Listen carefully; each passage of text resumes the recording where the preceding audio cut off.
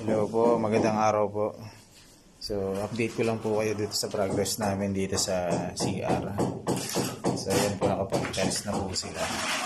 Ito po yung ating 90 by 180. So, yun po ang activity nila ngayon. Nilalagay po sila ngayon ng tile adhesive para po doon sa pinaka-molding. So, yun, nakapaglagay na rin po doon ng tiles din po sa shower area. Narito, adjust ko ng audio. Ayan po yung ating inner floor frame.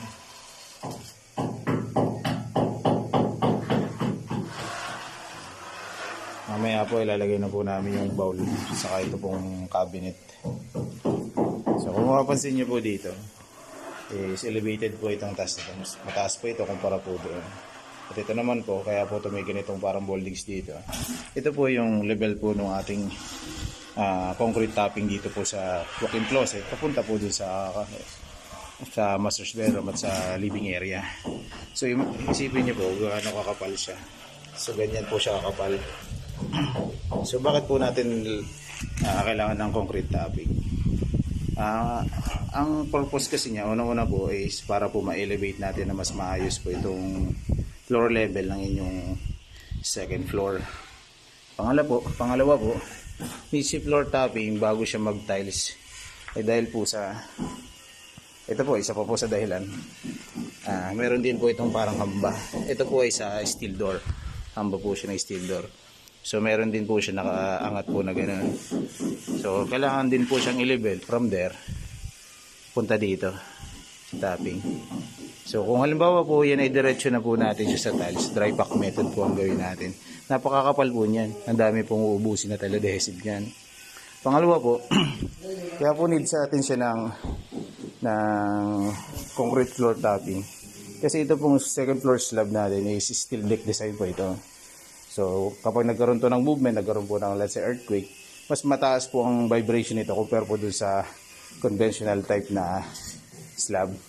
Mas mataas po ang vibration niya. So kung halimbawa po tayo dry pack method po yung ginawa natin dito na pagta-tiles. So, si dry pack method kasi, hinalo lang siya na sand saka semento. So, hindi siya mas matigas compare po sa concrete floor topping. So, ano ba, may level nila yan sa concrete, sa dry pack method na pagta-tiles. Since mas mataas po ang vibration nito during earthquake, mas malaki po ang tendency na ang tiles po natin mag-angatan lang. So, kaya po kailangan natin siya ng concrete floor topping, diretso adhesive, yung tamang kapal lang po ng adhesive. Para lang din po,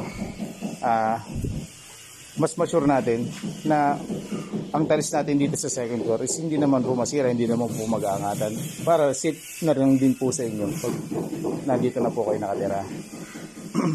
So pangatlo pong dahilan kung bakit natin need ng concrete floor topping is katulad po dito sa may part po ng daan natin papunta po sa balcony. So need po kasi nito ma-elevate nito ng kaunti bago tayo makapunta dun sa pinaka-balkonahe. So dito po kasi sa part na ito is kapag ka po naman ito tineres lang natin ito diretso papunta po dun sa balkonahe, mas malaki po ang chance niya na pag nagkaroon po ng tubig sa labas, papasok lang din po dito. So, let natin itong i-elevate, i-slope po papunta doon. Or kaya naman po, meron siyang yung parang naka-nosing na papaganon, papabang ganon. Para po malimitahan naman po ang pagpasok ng tubig dito.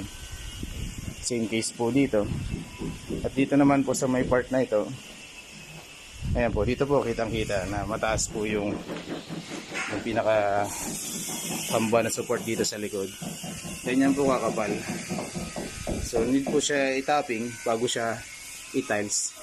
Para po naman ang topping natin nandito na siya. So ganyan po natin yung tiles natin, pantay na lang po siya dito.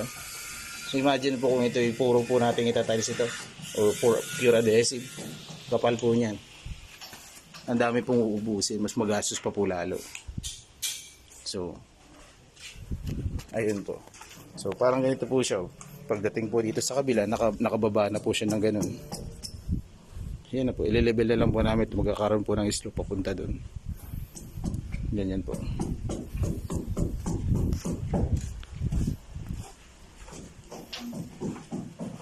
So sa dry pack method po kasi is mas malambot kasi siya kumpara po sa concrete floor topping. Kaya po mas ina-advise ko talaga si concrete floor topping para mas maproteksyon na naman po natin itong si tiles natin during magkaroon po ng pag-movement itong bahay, karoon ng earthquake. Yan po talaga ang pinaka bukod pa po doon is para po may tama natin yung level ng flooring nyo. Mas may correct pa po natin ito. Ayan po. Thank you po.